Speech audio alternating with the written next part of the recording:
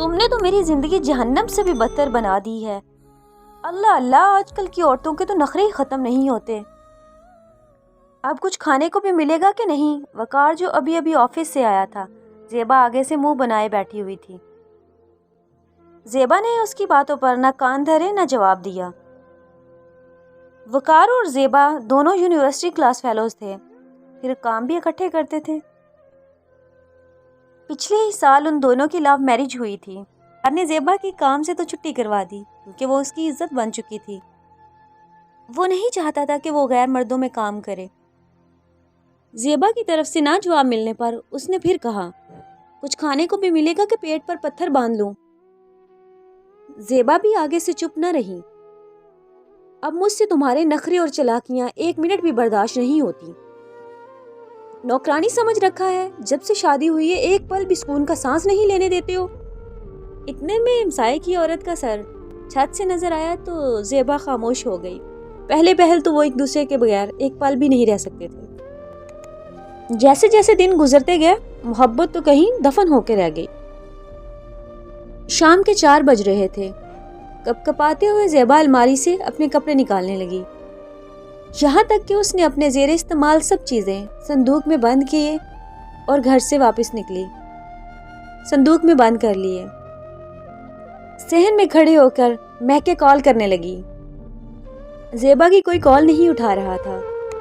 اتنے میں آواز آئی، زیبا جلدی سے کپڑے استری کر دو، آج باہر کھانا کھانا ہے اور تمہارا موڈ بھی اچھا ہو جائے گا۔ وقار فریش ہو کر زیبا کو آوازیں دے رہا تھا۔ کسی نے سچ ہی کہا ہے، مرد کی ساری انائیں عورت کی محبت کے آگے بے بس ہو جاتی ہیں۔ مرد اپنی پسندیدہ عورت کے لیے بادشاہت اور سلطنت تک کے سودے کر سکتا ہے، مگر وہ اپنی پسند کو کسی اور کے حوالے نہیں کر سکتا۔ عورت کی محبت جس قدر لازوال ہے، اس میں ذرا سی بھی خلش سب کچھ تباہ کر دیتی ہے۔ وقار تو سب کچھ بھول چکا تھا۔ دراصل وہ زیبا کا بھی موڈ ٹھیک کرنا چاہتا تھا، مگر زیبا تو اپنا فیصلہ کر چکی تھی۔ وقار یہ سوچ رہا تھا کہ زیبا کو کہاں لے کے جانا ہے باہر اور اس کا موڈ کیسے اچھا کرنا ہے۔ وہ صحن میں پہنچا۔ اس کے کانوں میں زیبا کی آواز پڑی جو کہ اپنے بھائی کو فون کر رہی تھی۔ السلام علیکم بھائی، وقار نے مجھے بہت مارا ہے، وہ مجھے مار ڈالیں گے۔ وقار برآمدے میں یہ سب کچھ دیکھ کر ہکا بکا رہ گیا۔ لڑائیاں تو ہر گھر میں ہوتی ہیں، لیکن آج تو کچھ معمول سے ہٹ کر ہوا۔ وہ اپنی جاب سے تھکا ہوا گھر آیا تو اس کو آگے سے یہ دیکھنے کو ملا۔ وہ یہ سب کچھ دیکھ کر جھنجھلا کر رہ گیا۔ وقار حیرانی سے کبھی اس کو اور کبھی اس کے پاس رکھے صندوق کو دیکھ رہا تھا جو نہ جانے اور کیا کیا بول رہی تھی۔ چند لمحوں کی فرصت تھی کہ گھر کی بیل بجی۔ زیبا کے بڑے بھائی جمال کو دروازے پر دیکھ کر حیران رہ گیا۔ جمال نے آتے ہی وقار کا گریبان پکڑا اور لڑائی کرنا شروع کر دی۔ ہاں، تمہاری ہمت کیسے ہوئی میری بہن کو مارنے کی؟ میں تمہاری جان لے لوں گا۔ جمال اسی طرح غصہ کرتے ہوئے وہاں سے چل دیا۔ حیا پردے میں نہیں آنکھوں اور دل میں ہوتی ہے، ورنہ مشہور طوائفوں کو بھی بھرے بازار با پردہ دیکھا ہے۔ زیبا نے منٹوں میں اس طرح رنگ بدلا جس طرح اس کو اس سے محبت نہیں بلکہ طوائفوں کی طرح وہ اس کے ساتھ زندگی گزار رہی تھی۔ رشتے میں محبت کا وجود اس دن ختم ہو جاتا ہے جس دن محبت کا پلڑا ایک طرف سے بھاری ہو کر زمین پر دڑم گرتا ہے۔ آج اس کے ساتھ بھی وہی ہوا۔ زیبا کی شادی سے پہلے یونیورسٹی میں جبران سے بھی تعلقات تھے۔ وہ وقار سے زیادہ جبران کو پسند کرتی تھی، مگر سٹیٹس کے فرق کی وجہ سے وہ اس سے پیچھے ہٹ گئی۔ جبران بزنس کے سلسلے میں ادھوری سٹڈی چھوڑ کر لندن چلا گیا تھا۔ جس دن وقار اور زیبا کا جھگڑا ہوا تھا اس کے ٹھیک 4 دن بعد زیبا کی جبران سے ملاقات ہوئی تو زیبا نے گلے شکووں کے ساتھ ساتھ شادی سے طلاق تک کے ساری باتیں جبران کو سنا دی۔ جبران نے موقع دیکھتے ہوئے اس بات کا فائدہ اٹھانا چاہا اور زیبا کو بتایا کہ میں نے تو ابھی تک شادی ہی نہیں کی، حالانکہ جبران کی شادی تو اس کی کزن سے لندن میں ہو چکی تھی اور اس کے 2 بچے تھے، شانزے اور حمزہ۔ میں نے شادی اس لیے نہیں کی، مجھے تو آپ جیسی ہم سفر کی تلاش ہے۔ اور اس نے بڑے پیار سے کہا، زیبا ہم تو جانتے ہیں ایک دوسرے کو، اس سے بڑھ کر اور کیا چاہیے، ظاہر کر دی۔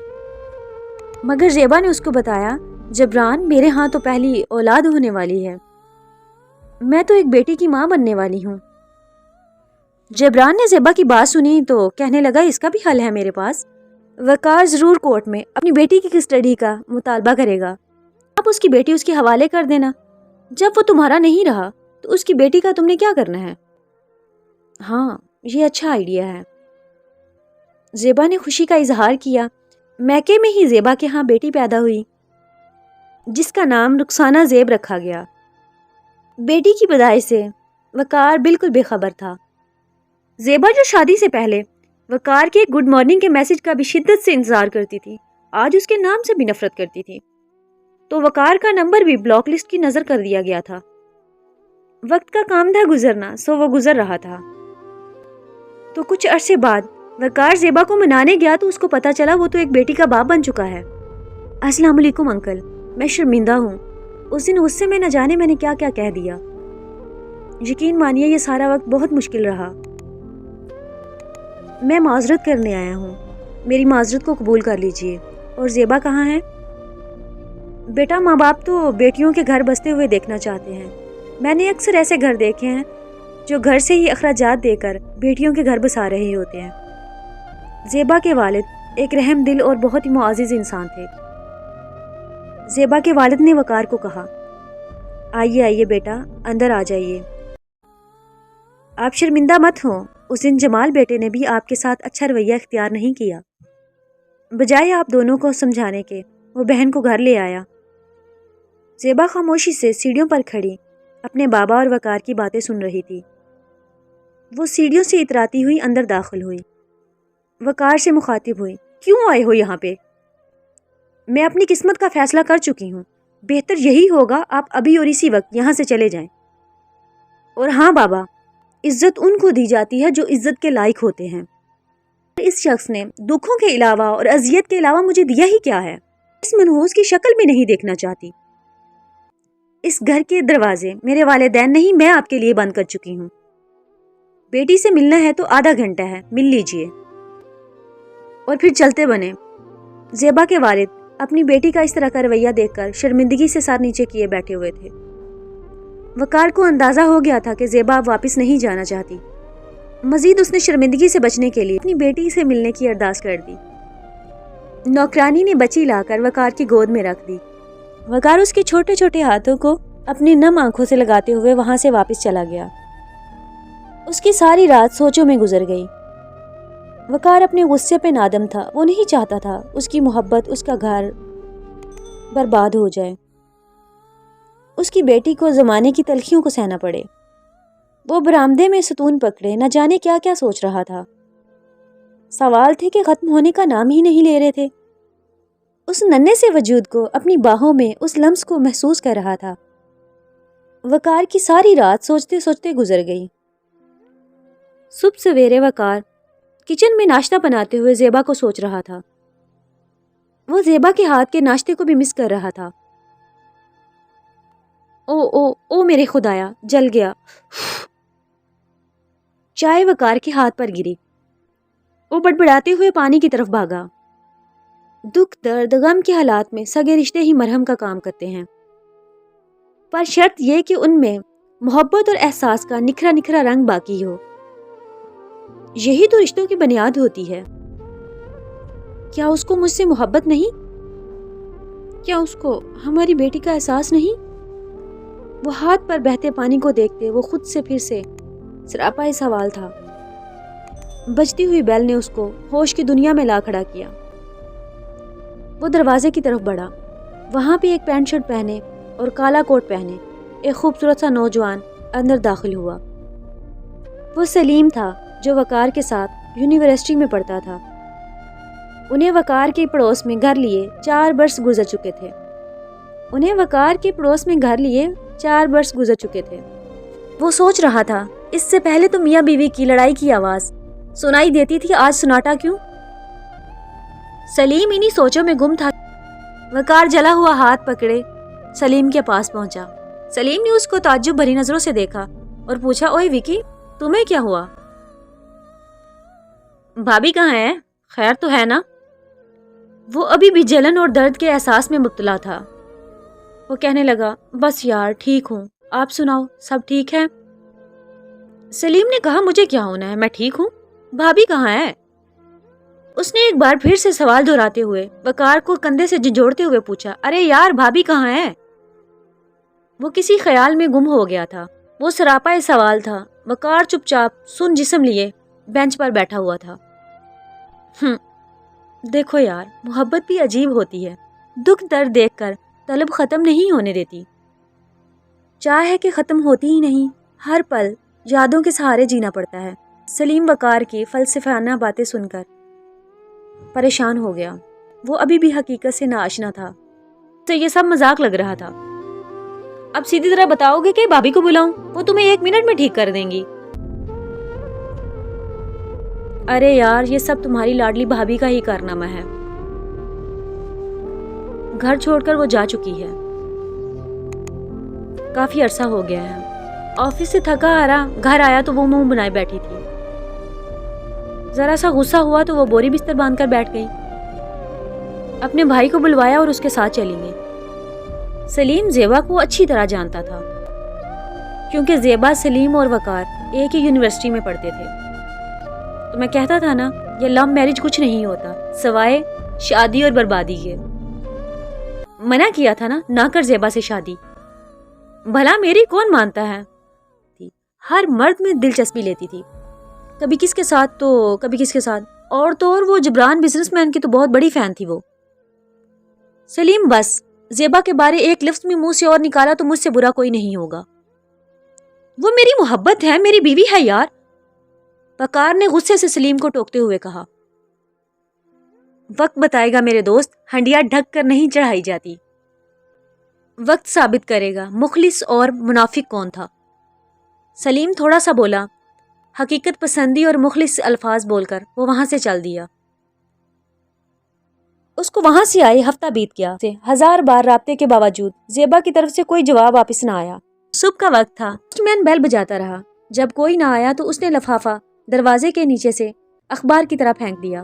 وقار آفس کے لیے گھر سے نکلا تو اس کو دروازے پر ایک بند لفافہ نظر آیا، جھپٹ کر اٹھایا تو اسے ایک دم جھٹکا سا لگا، اس کی سانسیں گھٹن کا شکار ہو گئیں، دل تو دھڑک کر رہ گیا، کیونکہ وہ عدالت کی طرف سے خلا کا نوٹس تھا۔ وقار کو کچھ سمجھ نہیں آ رہی تھی کہ وہ کیا کرے، مگر وہ حوصلہ مندی کا مظاہرہ کرتے ہوئے آفس کے لیے نکل گیا۔ آفس پہنچ کر بھی اس کی سوچیں بھٹکی بھٹکی تھی، بار بار خیال زیبا اور بیٹی کی طرف جا رہا تھا۔ اس سے پہلے بھی تو بہت بار نوک جھوک ہوئی تھی نا، اس بار ایسا کیا کہ وہ معافی نہیں کر رہی؟ اور یہ اتنا بڑا قدم وہ صحیح طرح سے کام بھی نہیں کر پا رہا تھا۔ آفس کے دوستوں نے بھی وقار کو چپ چاپ اور پریشان دیکھ کر بات پوچھنا چاہیے، لیکن وہ اپنا معاملہ دوسروں سے ڈسکس نہیں کرنا چاہتا تھا۔ آج آفس میں ان کے باس کی سالگرہ بھی تھی، میں الکان ریسٹورانٹ میں ایک بڑی پارٹی رکھی ہوئی تھی، وقار کو بھی دعوت میں مدعو کیا گیا تھا۔ آفس کے بعد کام سے چھٹی ہوئی، سبھی وہاں دعوت میں روانہ ہو گئے، وقار بھی پریشانیوں میں گھری زندگی لیے وہاں روانہ ہو گیا۔ الکان ریسٹورانٹ کا راستہ بھول گیا، ایک ریڑھی والے چاچا سے پوچھا، الکان ریسٹورانٹ کا راستہ کیا ہے؟ وقار کا حلیہ دیکھ کر، بیٹے لگتے تو آفیسر ہو، یہاں سامنے بڑا بڑا تو لکھا ہوا ہے الکان ریسٹورانٹ، 4 جماعتیں پڑھ کے بھی بھول چکے ہو۔ بزرگ وقار کے اندرونی معاملات سے تو بالکل ناآشنا تھا، وقار کو اس کی بات ناگوار گزری، مگر کیا کر سکتا تھا، ادھر تقریب سے بھی وہ کافی لیٹ ہو چکا تھا۔ وہ جیسے ہی ریسٹورانٹ میں داخل ہوا تو اس کی نظر سامنے زیبا پر پڑی، جو عین اس وقت جبران کے ساتھ گپے ہانک رہی تھی۔ جبران، تم میری بیوی کے ساتھ کیوں بیٹھے ہو؟ وقار جبران کے اوپر حملہ آور ہوتے ہوئے اور اس کے گریبان سے پکڑتے ہوئے بولا۔ جبران کی دفاع کے لیے درمیان میں آ کر بولی، لگتا ہے تمہیں وہ نوٹس نہیں ملا، ہم دونوں کا رشتہ ختم ہو چکا ہے، میں نے آگے شادی کا فیصلہ کر لیا ہے، آئندہ اس کے گریبان پر ہاتھ رکھا تو اس سے پہلے 1000 بار سوچنا، سمجھے تم؟ زیبا نے ہاتھ چھڑاتے ہوئے اس کو کہا، جیسے اس کو اپنا گھر اجاڑنے پہ ذرا برابر بھی دکھ نہیں پہنچا ہو۔ وقار وہاں سے چپ چاپ بنا تقریب اٹینڈ کیے واپس آ گیا۔ جب عورت مرد کی وفاؤں کو پیروں تلے رون ڈالے اور مرد سے جی بھر لے تو دنیا کی کوئی طاقت اس کا کچھ نہیں کر سکتی۔ اگلے ہفتے وقار عدالت میں بذات خود پیش ہوا۔ اس کی 1000 صفائیوں کے باوجود زیبا نے بیان دیا، میں اس کے ساتھ نہیں رہ سکتی۔ عدالت کے روبرو ہو کر وقار کی آواز گونجی، طلاق طلاق طلاق۔ عرش الہی تو کانپ ہی اٹھا، مگر وقت نے سب کے حقیقی چہرے عیاں کر دیے۔ تو سلیم سے حقیقت سن کر مخلص دوست کو کھو بیٹھا تھا۔ آج اسے معلوم ہوا کہ ہر شخص آپ کی زندگی میں آپ کا برا نہیں چاہتا۔ وقار اپنی بیٹی کی کسٹڈی چاہتا تھا، زیبا تو خود ہی یہی کرنے والی تھی۔ وہ ایک بیٹی کے بوجھ کے ساتھ اپنی نئی زندگی کا آغاز نہیں کرنا چاہتی تھی۔ رحمت خدا جو اس کو کسی زحمت کی جیسی محسوس ہو رہی تھی۔ زیبا اب وقار کے بوجھ اتر جانے کے بعد خود کو ہلکا محسوس کر رہی تھی۔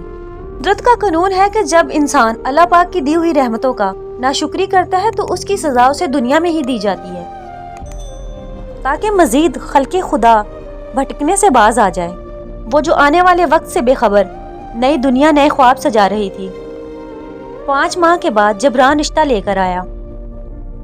پاکستان میں موجود چند رشتہ داروں کے ساتھ مل کر رشتہ طے ہوا اور زیبا سے شادی ہو گئی۔ زیبا جبران کو پا کر جتنی خوش تھی، جبران اتنا ہی ناخوش تھا۔ وہ اندرونی معاملات اور بھیدوں بھری کتابوں سے ناآشنا تھی۔ 1 ماہ ہو چکا تھا۔ جبران کو بزنس اور پہلی بیوی کے پاس واپس بھی جانا تھا۔ وہ زیبا کو اپنے رشتہ داروں کے ہاں چھوڑ کر لندن واپس چلا گیا۔ رشتہ داروں میں بھی کسی نے جبران کی حقیقت زیبا کے سامنے نہ کھولی۔ وہ لندن پہنچا تو اس کی بیوی اپنے بچوں کے ہمراہ اس کا استقبال کرنے ایئرپورٹ آئی۔ گھر پہنچ کر جبران تھکا ہوا سو گیا۔ موبائل سائلنٹ پر تھا اور زیبا کی کالیں آ رہی تھیں۔ اس کی بیٹی فون اٹھاتے ہوئے بولی، ہیلو، ابو سو رہے ہیں، آپ کون؟ نام بتا دیں، میں ابو کو بتا دوں گی۔ لفظ ابو سن کر زیبا کو اچانک دھچکا لگا۔ گھبراہٹ پر قابو پا کر وہ بولی، میں زیبا جبران کی وائف بات کر رہی ہوں۔ آپ کون؟ میں بیٹی ہوں جبران کی۔ میں بیٹی ہوں، جبران میرے بابا ہیں۔ مگر میری ماما تو فرح خان ہیں۔ سوری، رانگ نمبر، کال کٹ کرتے ہوئے جواب دیا۔ زیبا نے موبائل پھینکا۔ اس کی دنیا، خواب سب اجڑ گیا تھا۔ وہ چلا رہی تھی، میں برباد ہو گئی۔ جبران دھوکے باز نکلا، میرے ساتھ دھوکا کر گیا۔ خاندان محلے سمیت داستان زبان عام ہو چکی تھی۔ زیبا کے خواب چکنا چور ہو گئے۔ اس کو زندگی میں اپنے غلط فیصلے کا پچھتاوا اندر ہی اندر ختم کر رہا تھا۔ تنہائی جو اس کا مقدر ٹھہری، کسی کی ذات توڑ کر محبتوں کی تذلیل کر کے اس طرح خوشیوں کے محل کھڑے نہیں ہوتے۔ وہ جان گئی تھی، مگر اب وقت اس کے ہاتھ سے نکل چکا تھا۔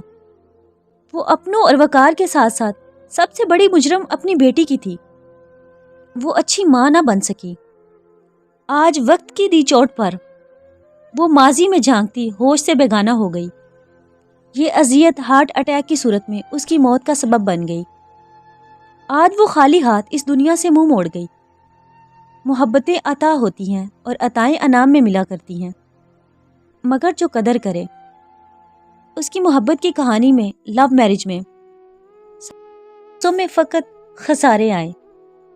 دوستو، یہ تھی آج کی کہانی۔ امید کرتی ہوں آپ کو آج کی کہانی اچھی لگی ہوگی۔ امید کرتی ہوں آپ کو بہت کچھ سیکھنے کو ملا ہوگا۔ ملتے ہیں ایک نئی کہانی کے ساتھ۔ تب تک کے لیے نوری کو اجازت دیجیے۔ اللہ حافظ۔ اللہ آپ کا حامی و ناصر۔